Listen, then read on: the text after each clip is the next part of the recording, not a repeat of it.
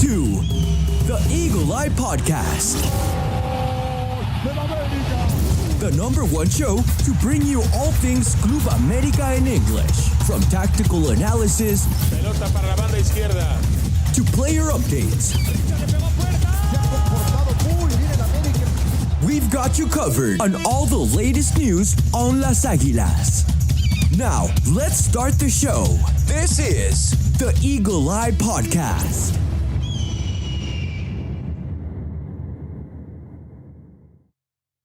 Hello, ladies and gentlemen, and welcome back to another episode of the Eagle Eye Podcast. Today, we're going to be breaking down the Clasico hangover that is the fact that we had Clasico after Clasico after Clasico. We'll talk about the goods and all the negatives about all of that. And then, of course, we'll get you guys caught up today with everything going on in the world of Las Aguilas del América. And then, of course, we have the international break, which means Tour Aguila to talk to as well. And joining me to do all of that and much more, it is none other than a returning co-host. It is the main man himself, the carnicero, Mr. Brian. Brian, how are we doing this evening? Doing pretty good. A lot to take in, digest about all the Clásicos, but they're all wrapped up, and the main thing is America advances on. I think that's the biggest takeaway so far. We'll definitely look at the bigger picture and we'll refine it and look it into a little bit more of a smaller frame of things. But I think you mentioned that the most important part of this is the fact that America does end up getting the pass into the next round of the CONCACAF Champions Cup, and you still sit very high at the table, only I think 3 points behind Monterrey now. But you sit in second place, which is not a bad way to kind of go into the international break. Right. So let's dive in there. Let's talk about it, because Brian, these past two Clásicos were the worst I've seen America play, Clásico wise, in a long time. Right? Probably maybe about a year ago when we got that defeat in the playoffs in the semifinal. But even then, I think there was just this different essence of we got played out in one game, and in the other, it just felt like we were very much gassed at the end. Yeah, no. Specifically talking about the second leg, I felt like they fell for the trap that was set in place, which was get ready for emotion, get ready for a very pressing, high-energy game.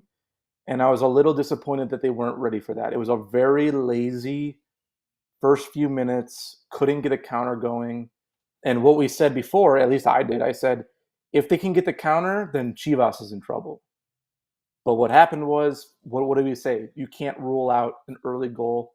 It happened, and then Chivas they had the momentum. So I was disappointed in that, just in that aspect. What do you think went wrong in that sense? Because I think anyone could have predicted that she was going to come out guns blazing. Why was it that America were so kind of stunned by Chivas? Or was it more so that, maybe just the players were overconfident and they just thought, even if they get a goal, it's not going to matter. It's game's already set and done. I think you have a couple factors. Number one, you have a huge lead. So you have a 3-0, which you achieved on the road. You're at home. And what we learned was being at home meant nothing in these two games. Exactly. And so I think that's the combo. And then when they came out flat, wasn't hitting the counter, Chivas smart, took advantage of everything, and they got those emotional goals. That's why it made it so difficult once they scored. And I didn't anticipate that. I thought they were going to be a little bit more erratic. Make no mistake, they did everything right until obviously America finally got back on the board. But yeah, it was a little. There was nerves flowing when they got that first one. You're like, come on, man, like that was so easy. You know what I mean? Yeah, you felt like there was mistakes after mistakes after mistakes, and not just the goals, but the plays leading up to the goals that Chivas scored on us. It just seemed to be an off night for everyone. And look, we were very heated at the day of, maybe even a couple of days afterwards. I think it's been Yeah. it's been a good solid week almost that we can kind of okay with cooler heads talk about what went wrong, because I do feel like the players came out were very overconfident, and it doesn't help that the fact that you do have this huge margin, that 3 goal margin. You're thinking they have to score 4 on us just to, and they're thinking, and we need to not score, and I feel like they're very confident that America was going to get on the board. So I just, it was frustrating to watch from a perspective that it it brought you back to that moment in where the ghost of the Liguilla's past was coming back to haunt you, and you thought, no, not again, not like this. Like that, you have to go out and you have to fight for this game.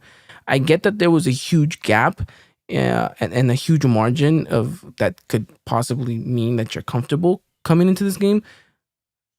But you're America, you don't have that luxury. Like you have to go out there and you have to perform week in and week out, game after game after game.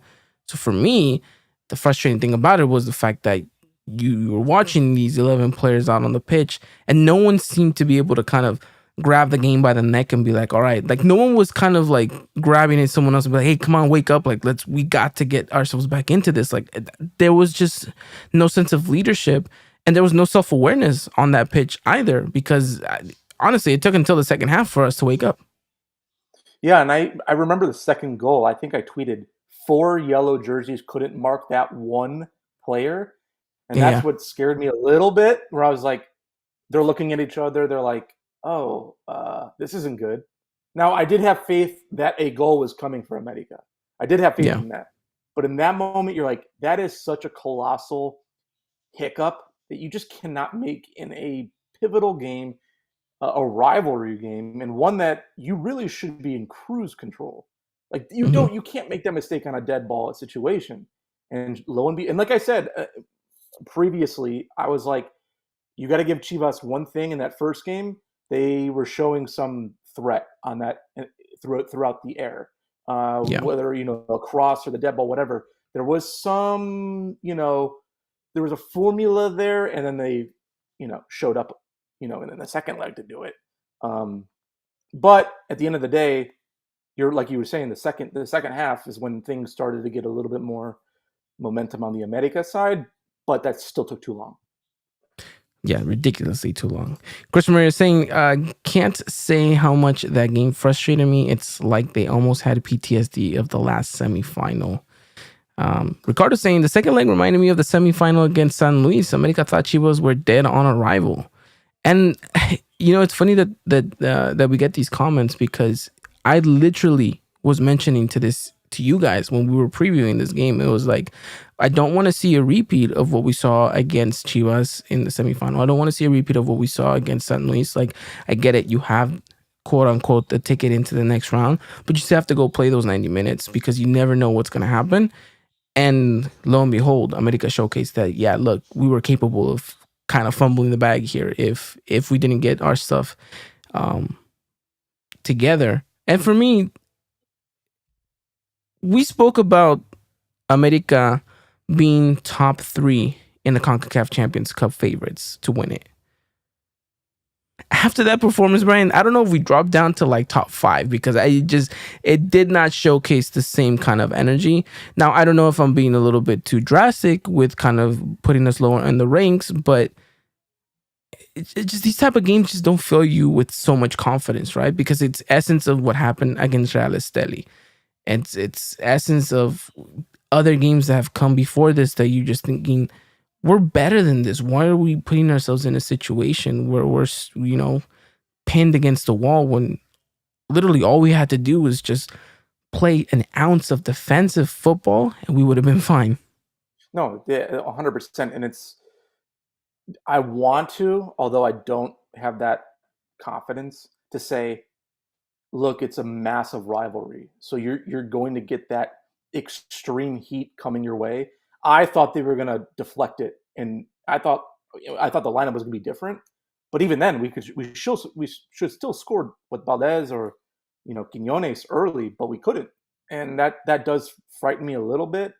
However, like moving forward, I had us at 3. I said 3, not 1 or 2. I said 3. I still feel like they're there. The one thing I'm hoping is moving forward when you're really into the championship moments, that's gone. I Yeah. just hope like all that. We're okay. We're up. It's 1-0. No. You cannot. You have to go to kill. You have to kill in this tournament, and that's what I'm hoping. They're kind of like getting more of a grasp, because like I said, in that first half, Malagon didn't look good. I didn't think Fidalgo looked great. I didn't think the attack was No one linking looked up good good. at all. No, No it one. just was Even like, Ramon Juarez, who we praised so well, had a nightmare of a game. yeah, and it was like I said, when they looked at each other, it was like, come on, don't make that look. I hate that look of like, Mhm. uh-oh. Yeah, We've like, seen that oh, with you didn't have him? I the thought you had him. yeah, Yeah. exactly. It's like the national team in the knockout. There's that one Mhm. moment where everyone looks at each other and you're like, God, come on, guys, Like there Yeah, was that. But I'm hoping that it's absolutely. corrected and there's more of an overall control when you're in like I said, in the championship moments of this cup.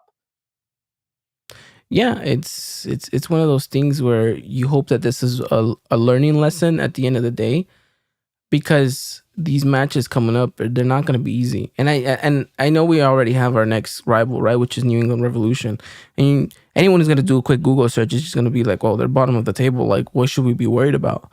But it's not necessarily of the form that they're in. It's just sometimes we put ourselves in situations where we can't get ourselves out of, and so we'll talk about it when we get closer to the day of. Obviously, the whole switcheroonie with the first leg and the second leg, which is still craziest thing I've ever seen, to be honest. But America was given an opportunity to close it, so you're gonna think that, okay, you have a very intense first leg coming up in Boston, and now you have to go out there and showcase that you learn from your prior mistakes and close out Yeah. the game at home. So Mm-hmm.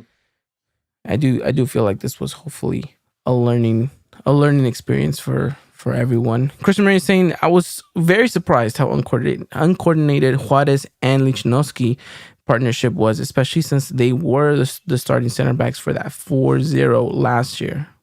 Which is true. Yeah, I These two agree. worked tremendously well. But we'll see. Ricardo saying Juarez had a horrible second leg game.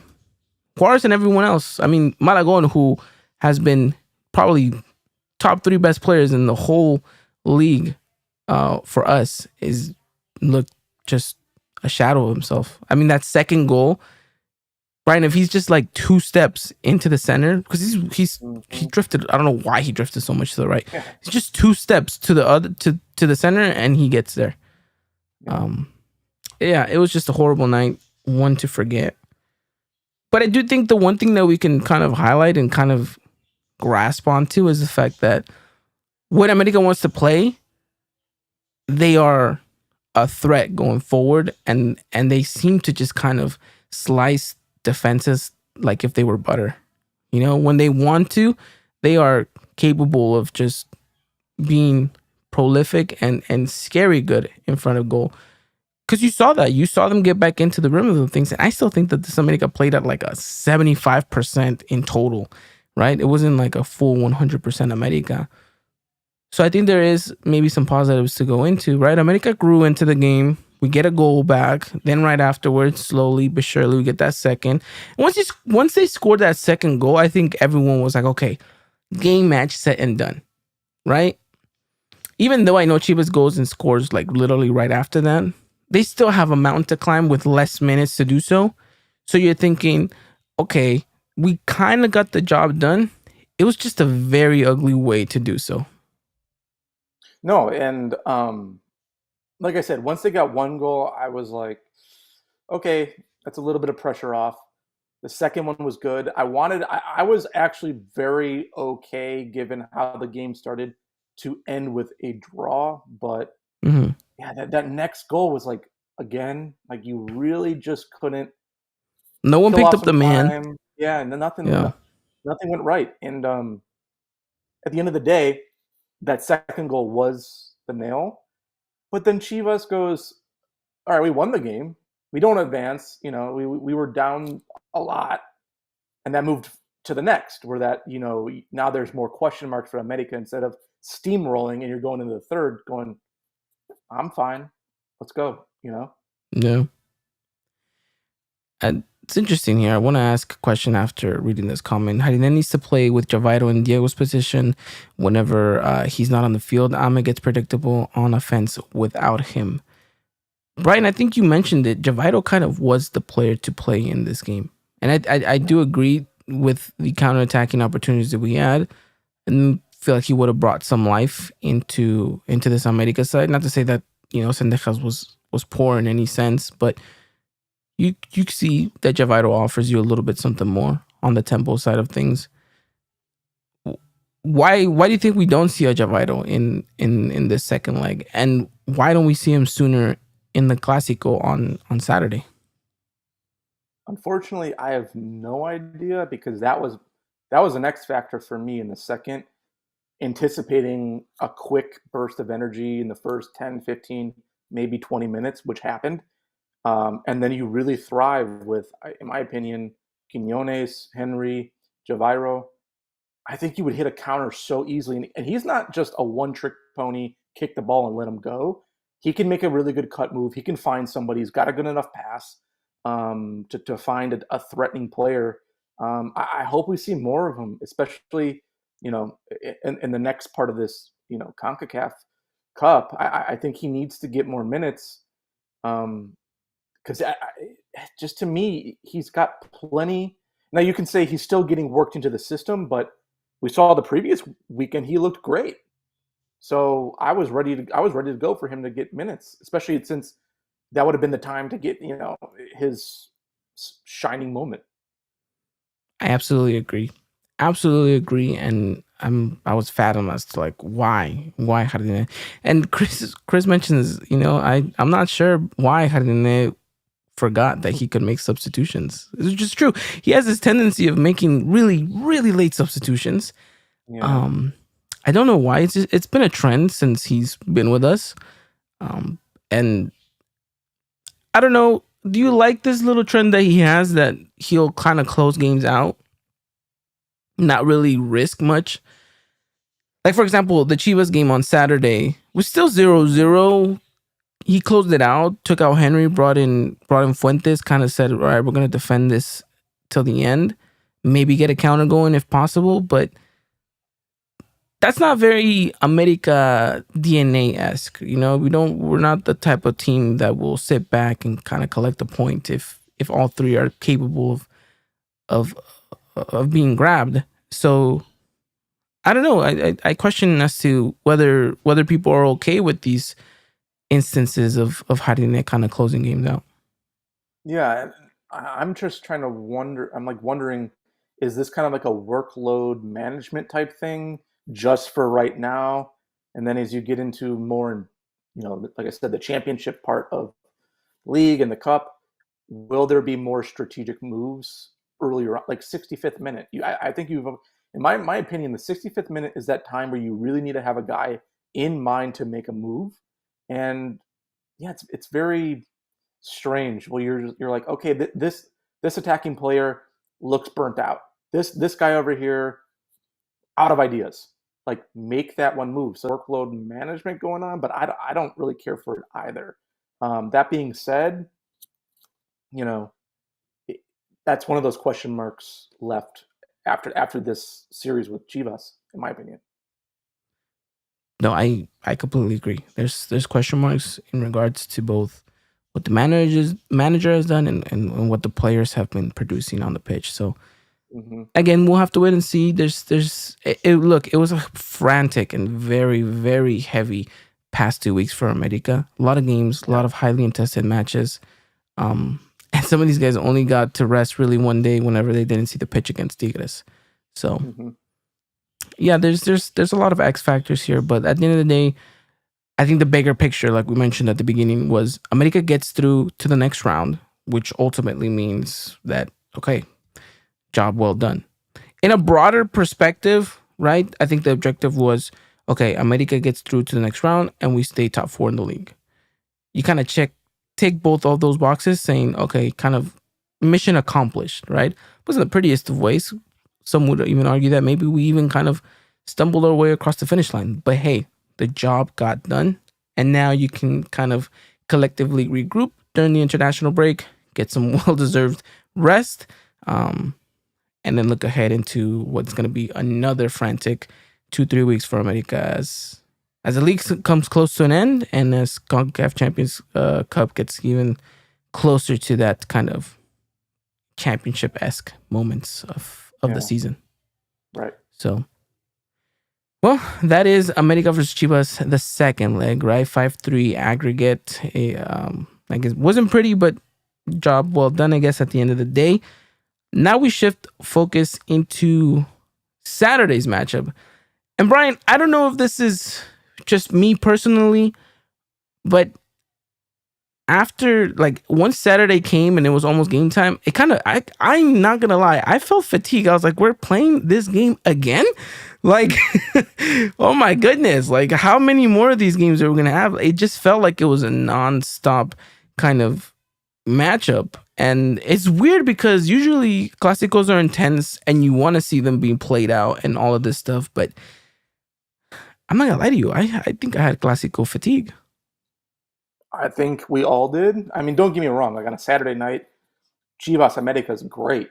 You know, it's exciting. But after those two very beat down games with a lot of emotion, a lot of heat, and pressure on both sides, Saturday was a little weird. And as I tweeted, I said, "Hey, both teams were looking for a home run." Didn't show up, and they went fully fatigued themselves. And I'm like, and that's the negative for the Mexican League in this cup. They had America, I think, had 4 games in 10 days. That's not an advantage for anybody. And now we have an injury on our hands.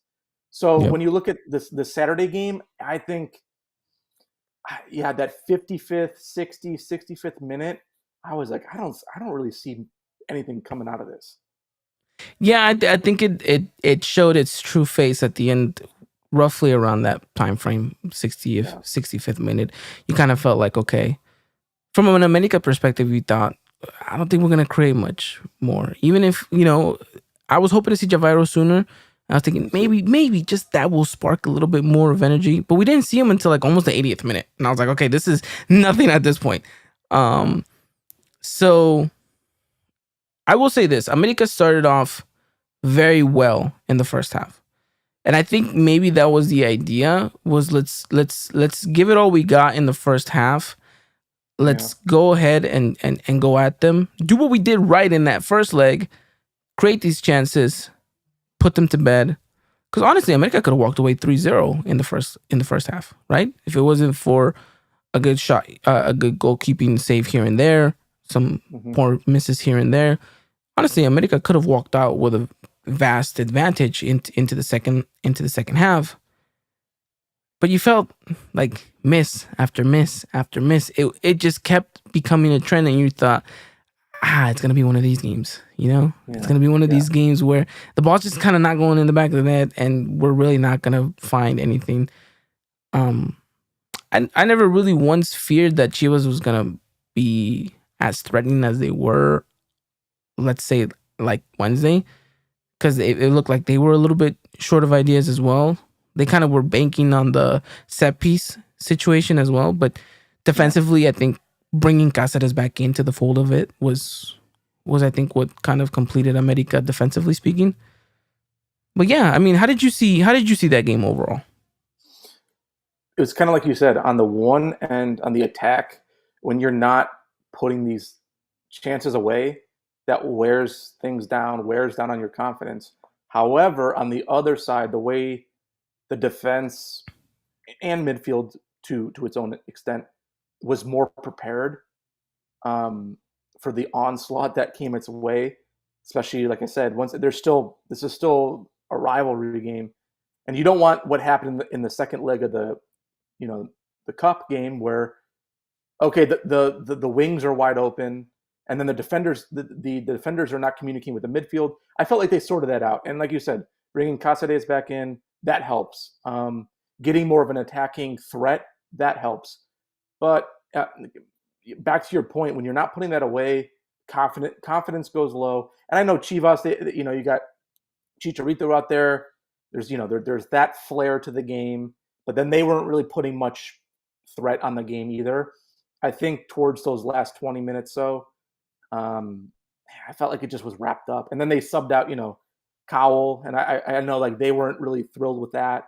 At that point, and like you said, and then bringing in Javier in the 80th minute, well, he's not going to get molded into this game. It's not going to unfold great for him like that. You might get two really good, long ball opportunities for him to take on a defender. That didn't even really transpire. So it's like you can't really expect him to do anything like that either. So to your point, yeah, it just fizzled out both sides, especially the last 20 minutes for me. Yeah, I think that's got to be one of the most boring Clásicos from a neutral perspective. Because if you're watching it, if you're a America fan and you're a Chivas fan, that game wasn't necessarily boring, right? I think both sides had something to kind of grasp at. For us, it was like, oh, it's still, like I said, it's a Saturday rivalry game. You want to watch exactly. So you're kind of invested in it and making sure that your team comes out on top. If you're a neutral, you're watching this, you're like, well, this is terrible. No one really put the ball in the back of the net. So, I mean, yeah. Do you think at the end of the day, a draw is a sustainable result for America, and it's not obviously the end of the world? Again, given the fact you had 3 of those games so close together, like there was no break. It just was Chivas and Chivas and Chivas. Getting a point on the road. At the end of the day, we're going to look back and be like, that's fine. It's fine. Like, and to me, like you want to win all 3. Don't get me wrong. I wanted to win all 3 or win, draw. That's fine too. But this does set up for a good, rekindling of the hate between the sides later on. Because now both sides are like a little bit hungry. Like we could have done better, but fatigue set in. Ideas were lacking, and 3 games in a row is just harsh on anybody. Yeah, no, absolutely. Alexis saying it was a snooze fest, but I feel for AJ. It was 1:00 in the morning when this game ended for him, so he was ready to go to bed. It was literally a snooze so fest. Feel bad for AJ covering that game. Yeah, I think in hindsight, a draw. If you were to ask us at the beginning of the season, would you take a draw against Chivas in the league? Not knowing what was going to come in between those matches, I don't think anyone would have said yes. But in hindsight now, you're thinking, it's not the worst result. We didn't lose. We didn't drop positions. And we kind of stay in that top 4 spot, right? Second place, actually. So I do believe that there's something tangible here to walk away from and be like, okay, we can look back at it and say this was important, right? And we'll see where this all unfolds at the end of the season. But priorities are definitely set straight, and that is CONCACAF Champions Cup. And then from there, you kind of just mosey your way through the league, and once it hits the Aguila, then okay, boom, hit the ground running. Yeah, I agree. So, and like you mentioned, fatigue kind of set in, and I think these guys were looking forward to this international break because they're just like, we need some rest here. Yeah, for sure. But there's still a big test coming. Like, don't get me wrong. America, sure, you should be favored in this next round, but I don't take it lightly either, too.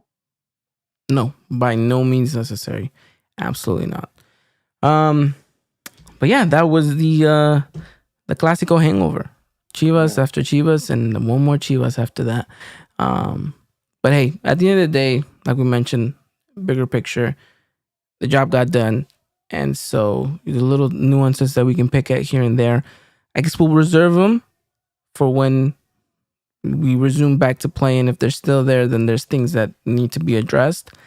But if you hit the ground running and you kind of blow out San Luis out of the water, and then you blow New England out of the water, then you're kind of thinking, okay, we're back in business. So and if that happens, then you need to don't make the mistake of the second leg. Yeah. No, like I said, Don't be that has to be. Yeah, that has to be a learning moment. Like it has to be. Like I don't know why San Luis wasn't a learning experience for them, but I'm guessing because we lifted a trophy after that they just kind of forget. But yeah, no, this is one of those things where it's like, yeah, we cut it a little bit too close there. We need to make sure that this doesn't happen again. Like I'm not expecting, okay, you won the first leg 3-0. I'm not expecting you to go out there and win 3-4-0 again. No, I'm just expecting you to play a really good game in where you don't even have to strain yourself. Like the opponent has to be the one running at you and trying to climb that mountain. You just have to weather the storm and be smart. Like play simple football. Like that's all you needed to do. But I still I don't know what happened, but hey, all I hope is, like we mentioned, it was a learning experience and we don't see that again, hopefully. So right. But yeah, talking about club news though, you did mention the biggest upset was the fact that we lose Diego Valdez. And it's so imminent that America is just one with him and one without him. Like attacking wise, this team runs out of ideas so quickly that it kind of worries you. Like, hey, like what's gonna happen if Diego Valdez isn't on the pitch? And look, I don't think this is a moment for America fans to panic, because I do want to remind everyone, we did not have a Diego Valdez for a good amount of time last season when we ended up eventually becoming champions. So it's not to say that this America side can't get results or that we can't play good without our number 10, but it's no doubt that this America side is better because of Diego Valdez being on the pitch. So when he goes down and gets injured and you see the substitution, Brian, what's going through your head? Well, I mean, it goes back to, is this part of that fatigue of 4 games, 10 days, and the muscles are worn down, and or is there something more nefarious going on? I try not to think too much about that because it seemed like he was moving around, but still just not quite right. So I was like, there's some hope there. There's nothing like too crazy. He still, I think, went on the bench to watch the game. Yeah. But can America win without him? Yes. It goes back to their mindset, though. When you lose a piece like that, how's their mindset moving forward? You know what I mean? Yeah. So that's what I need to have answered moving, to the next league game and then back to the cup again. The thing with me is, Jardine needs to find an answer to the missing piece. That is, there is no natural substitution for Valdez. Like you tried to put in Cendejas, it kind of works for like 10 minutes and then it just disappears. Not to say this, it's not because Cendejas. I think it's just the rhythm and the way that Valdez plays the game is much more different to what Cendejas is offering you. He's not a natural cam, right? And your other kind of quote unquote backup that you used to play in that position, you sold to Pumas. So now you don't have a natural substitution there. In other cases, we use Quiñones there, but I do feel like that wasn't Quiñones' strong suit, that he kind of disappeared in moments, right? He wants to drift and then kind of cut in. So that wing is perfect for him. So I do kind of worry, what is the answer going to be for America? Are we going to stick with that same formation? Do we possibly go with a 4-4-2? Is there a way to kind of circumcise, like really kind of vet the situation, think, okay, how is it that we can bestly out produce and come out with the best outcome in these situations? And so I am curious to see what Jardine is going to plan. And so we'll have to wait and see from that perspective. There was a question, though. I want to bring it up here. It was for Chris. He's saying, is Valdez out for both legs? I'm assuming he means the CONCACAF Champions Cup. He's out for 2 to 3 weeks. Brian said he can get him back in 5 days, but America is still yet to answer our email. There's an issue with the plane. Yeah. Exactly. Can't fly Boeing. I can't fly Boeing right now. No, just absolutely not. America's trying to find that workaround, but it's a little bit difficult. I think Diego Valdez has had a tendency of, getting these injuries, and you see the extensive period be that last 3-week period. So I do expect it to be 3 weeks. So that would mean that he would only miss the first leg. He would be back in time for the second leg, and he would be in time for the game against Toluca. So we'll see. Fingers crossed though that he comes back a little bit sooner. Obviously, he's not going to be played in anything, even if he's ready in like a week or two. They're going to take their time with Valdez to make sure he comes back fit and ready, just the way they did last season when he was out after the Toluca game. So we'll see what happens. We'll update you guys as we get more information. And I was going to say, yeah. like, I wouldn't want him in that first leg, even if he's like, "Oh, I'm good." Like, no, just we need to weather the storm and create ideas. And this is that part of the season you need to be doing stuff like that. So get fully 100% better, and we'll see you hopefully by the second. So we'll see you at the Azteca for the second leg. Yeah, exactly. It'll be interesting to see how that recovery does go. And for me, though, the frustrating thing about it is Diego Valdez has been an amazing player for America. It's just the man does not seem to stay a whole season fit. Like he goes down a little bit too often for me, and that's a worrisome sign that maybe we need to address in the summer. I'm not necessarily saying let him go, but you do need to start thinking about the future of, okay, eventually there's going to have to be a replacement for him because he's getting up there in age and he's a little bit fragile. So, but it's still. And we just sold the player. So we need to start thinking about what's coming, because you don't want to have that downtime of just not enough depth. Even though you have a good team, not enough depth, not enough creativity. That's a little worrisome. But again, one step at a time. You have to take a stoic approach. All you can deal with is what today is. So right now, just heal up, and we'll see you once the international break is done. Absolutely. Last thing I have here for club news. It's an odd one, Brian. It's a real odd one. So America last week announced that they have now a new integration into the club. It's kind of very forward thinking. Is this whole AI? America is the name of the new AI engine that America is kind of pursuing to be the bridge between, this is their words, a bridge between the fans and the team. It was very broad in the way that they spoke about it. Not necessarily, well, she said that she's going to interview players, that she'll be asking them our questions as fans. My question to you, Brian, is this even necessary? I don't even know. Like I saw clips of this like AI character, but I don't I don't understand the implementation of it in the most random time of the season. Exactly. Maybe this is just something that goes by the wayside, and it's like they're just testing something out. But I'm as clueless as most people right now with that. It gives me one of those, like, it's going to be one of those things where America tries something that they want to kind of jump on the hype train and eventually falters. Like when they, like, I don't know if you guys remember, there was a point in time where esports was starting to become a thing, and America wanted to so badly get into the world of esports. And at the moment, the big thing was pro clubs. And so America held auditions to be part of their pro clubs team and whatnot. That faltered, by the way. Never saw the light of day after like a couple of games. And then, I remember that they said they were going to come. And when the whole hype of English language for Liga MX, America announced that they were going to open up an office in New York and that they were going to, kind of have that. And again, faltered. Never heard anything else about that.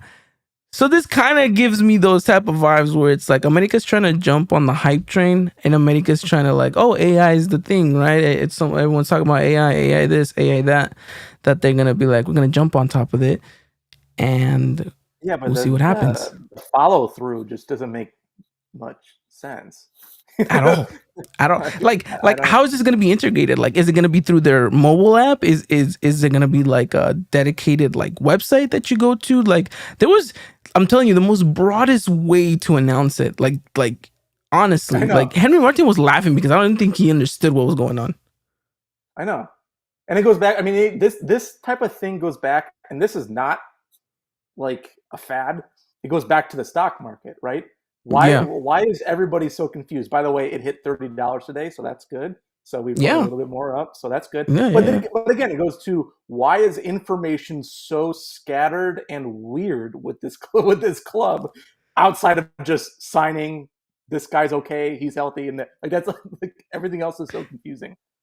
Yeah, this well, maybe this AI robot is going to be articulate We're gonna into ask him some questions. yeah, into actually getting some actual bulletproof information.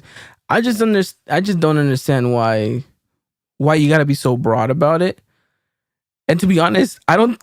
None of the reporters, I think, even asked a follow up question because they just wanted to talk about the Clasico that was coming up. Like they were like, no one's thinking about this and be like, hey, you know what? This is awesome. Let me ask. Like it's weird, and I only wanted to mention it because I just think that America has this tendency of doing things that doesn't pan out for them, and I just really want to know why integrate this? Like we're not a tech based club. Like like just look at our stadium. It's not the most up to date. Obviously, it's gonna get remodeled, but still, like Right. it's we're not the most tech savvy institution. Even pro clubs makes more sense than that. Obviously, it's gone, Yes, but no, of course, yeah. that would make more sense than this. Um, Strange. This is like Black Mirror Liga MX. Yes, it's very.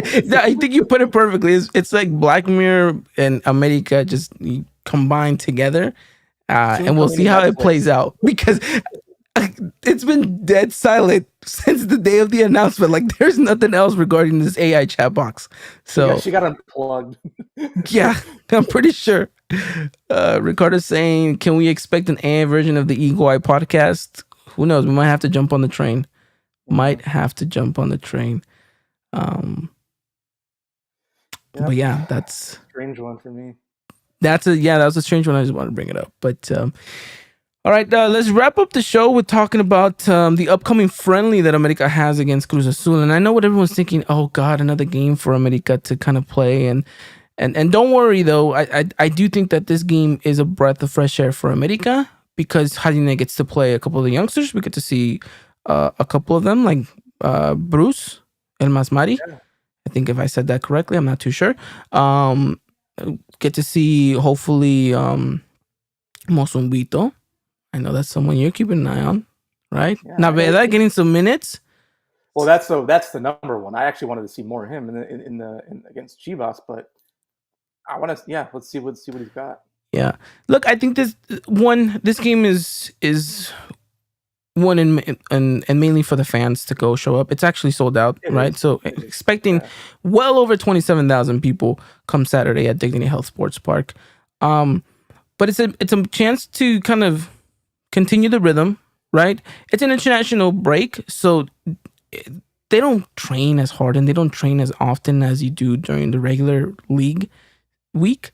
And so these guys will get plenty of rest. I expect some of the starters to start, but they're only going to get like 45 minutes, Brian, just to kind of keep that rhythm going. Yeah. And then you're going to see the last 30 minutes flooded with youngsters, which I'm going to have no idea. They're going to be like 178 and onwards, Classic. like 232, like that, those type of numbers. But your thoughts on this friendly against Cruz Azul? Yeah, I mean that's the perfect time is to see younger names. Yeah, I mean we're going to see some regulars too. I mean the fans want to come out and see that too. However, it's a Saturday game, like you said, for the fans. Um, yeah, we do. I still think we have some players that are younger who need to get minutes, and if they can impress here, that'd be great. That's pretty much all you can really look forward to in an exhibition like this. I am looking forward to. I always look forward to these games, especially if I get to go cover them, which I am, thankfully. Um, it's just a great atmosphere. I love experiencing the fans, the tailgates. Everyone just kind of buzzing. The kids are always one of my favorite. They're just so excited to be going to the stadium, watching these players, and so it's just a great overall moment. And so I'm excited for that perspective. And I'm also excited to see, like you mentioned, some of the youngsters.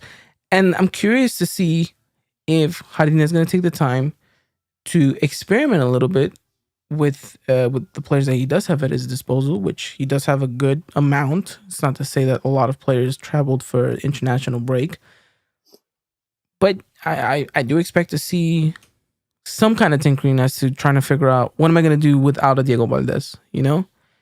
Is Right. Senecas is going to be available to play in this game, so he's going to play him at the cam. Play Javairo on the right. I'm excited to see him in person. He looks to be That'd be cool. a real treat. Fun. Yeah. Yeah. But I mean, that's the time to do it, right? If you're gonna need to explore that option, or do you switch the formation totally because of the situation with the injury? I mean, that's what you got to use this for. And then, is there a younger name that's really going to stand out? That's what I'm hoping. That's what I'm going to be looking for. You got to utilize it like that. So it should be fun. Just right before the week going into the international games to explore, but hopefully everything goes smoothly. At the end of the day. Absolutely, yeah. The one thing you want is a safe environment where the players do not get injured by any means necessary. And we'll see. I mean, these games are fun. I mean, last season we had America Chivas at the Rose Bowl, and that was a fun game. Great outcome too. Yeah. We saw that great Quinones goal. So these games have something, right? And I think they have a little bit more meaning when it's like a Clasico rather than kind of these two random Liga MX team pit together just to sell some seats at a stadium.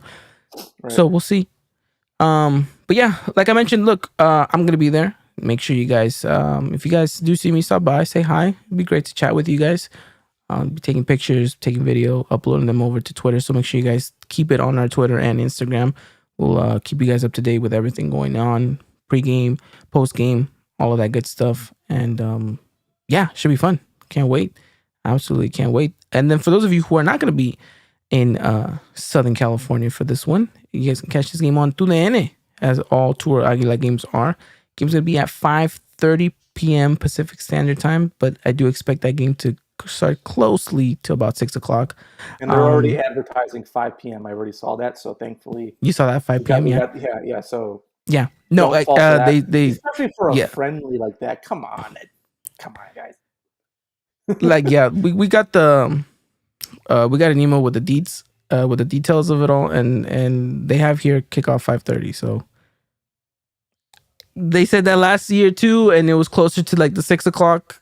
So I expect it to be in that sense. Don't rush. There's no rush for this. Yeah, don't rush. Like if you're at the stadium, don't rush. You'll be fine. Get your snacks, get your drinks.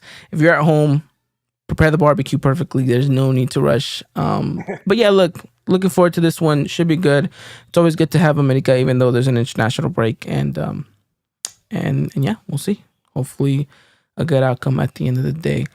Brian, I'm going to ask you this just because I don't really get to talk Mexico with you often here. What are you expecting for on Thursday, the outcome? Do you think this is going to be a substantial, can't even talk here, substantial victory by Mexico, or will we see Jaime Lozano's side struggle a little bit against Panama? Oh boy.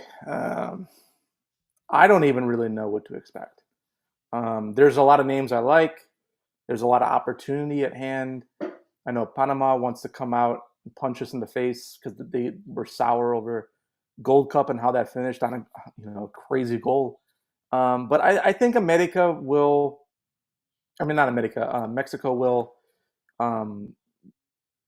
take care of it. I don't know if it's going to be a huge win. I'd say Mexico 2-0. Although I just said that for America and that didn't happen. So I'm going to still stick with it. I see a 2-0 coming. But I'm interested. I'm interested to see some of the America guys get out there. Link up with some of the Euro players. I know there's not many left, but what scares me is the next one because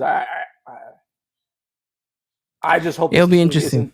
Yeah, if they win this and it's the rivalry again, man, that Vegas game does not sit well with me. How horrible that went. Yeah. It was scary. So, I still think Mexico 2-0. It's gonna be hard. It's gonna be a hard fought game. I just hope we see a better rhythm, more of the old school Mexico DNA. So, Who gets more minutes, Henry or Quinones? Because let's face it, they're both not going to be starters under Jaime right now. But who gets more minutes at the end of the day?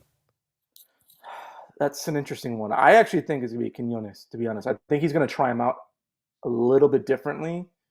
I think he wants him and Santi to get some sort of chemistry. I think they could have something there. But I don't rule out seeing Henry either because when he's on. So it'll be interesting nonetheless. So a lot to look look forward to for this Thursday international, both sides, both of the semifinals. Be interesting. All right. Well, and then a last question, finally, if Mexico were to lose at any point of this Nations League, is it the end of Jaime Lozano? That's I would say it depends on how bad the loss is. Okay. If you lose to Panama and it's now that side's 2-0, that'd be rough. It's a fireable offense. Real rough. But if you get forward, you get to this quote unquote final and you get smoked by the US again. I know that he wasn't in charge in the last one, but man, that's going into Copa America with a very sour taste. With cuts all over your body and blistered and bruised, and it's not going to look good. This is a really rough low point in my opinion for Mexico because there's still a lot of talent, yet the execution's poor. There's some names I don't like to see called up. Some people disagree with me. Some people agree with me. Okay, whatever. But I want to see a better flowing Mexico. That 2019 year, I felt like Mexico had it, and then post-COVID, everything fell off. So, we'll see. Well, we'll see if they can get back into the rhythm. Chris saying, put in Cade Colwell. Yeah. And Ricardo saying, put in Dreyfus. Look at that. Absolutely what we need. Well, that Mexico game is going to be on Thursday, so we'll make sure to check in on Brian and his blood pressure to make sure that my he's blood doing pressure okay. machine is right over here too. So, you're well prepared and ready to go. Well, with that said, I think that's pretty much it. We'll be back next week, talk all things Club America, get you guys ready for that Atletico San Luis game, and then after that, the following week after that, we'll get you guys ready for the CONCACAF Champions Cup. No more Wednesday's game, Brian. We're moving to Tuesday. Should be a fun one. So we'll see what happens there. Well, first of all, thank you so much, Brian, for making the time, talking all things Club America. Always great to have you on the pod. Yep, thanks for having me again. And to all of you in the chat, Chris, Ricardo, Alexis, AP Jr., all of you guys, really, thank you so much. Chris, Ramirez, everyone, thank you so much for taking out the time, hanging out with us, talking all things Club America. I'll see you guys hopefully on Saturday. Whoever ends up going to Dignity Health Sports Park. If you're not there, make sure you follow us on Twitter at Eagle Eye Podcast. I'll keep you guys up to date with everything going on in the world of Las Águilas del América. And until then, you guys take care. And as always, arriba la América. Good night. Ladies and gentlemen, this was another production of the Eagle Eye Podcast, the #1 source for all things Club America in English. Make sure to follow us on Twitter and Instagram at Eagle Eye Podcast and get all the latest news and coverage. And subscribe to our podcast wherever it is you may listen.